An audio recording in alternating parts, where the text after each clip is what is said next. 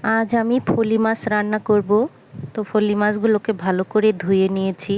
লবণ, মরিচের গুঁড়ো, হলুদের গুঁড়ো দিয়ে সামান্য একটু তেল দিয়ে মেখে কড়াইয়ে দিয়ে দিলাম। একে একে সবগুলো দিয়ে দিয়েছি। এখন ভেজে নেব।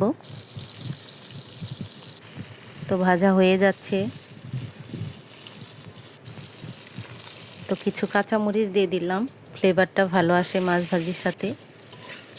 এখন জিরে ফোড়ন দিয়ে আলুগুলোকে ভেজে নেব। আলুগুলোকে ভেজে নেবার পর বেগুনগুলো দিয়ে দিয়েছি। এখন একটা বাটিতে হলুদ মরিচের গুঁড়ো আর সামান্য জিরে বাটা দিয়ে আলু আর বেগুনগুলোকে কষিয়ে নেব। ভালো করে কষাতে হবে। কষানো হয়ে গেলে জল দিয়ে দেব পরিমাণ মতো। এখন জিরে আর ধনিয়া আর গরম মশলা বেটে নেব। এখন ঝোলটা ফুটে আসলে এখন মাছগুলোকে দিয়ে দেব।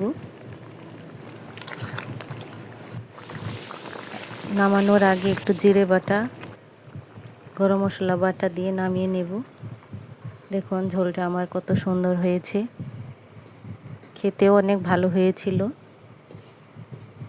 দেখতে অনেক সুন্দর লাগছে। তো এখন আমার হাজবেন্ড খাবারের রিভিউটা দেবে। ওরও নাকি খেতে অনেক অসাধারণ লেগেছিল। তো ভিডিওটি ভালো লাগলে আপনারা লাইক, কমেন্ট, শেয়ার করে দেবেন। ধন্যবাদ সবাইকে, ভালো থাকবেন।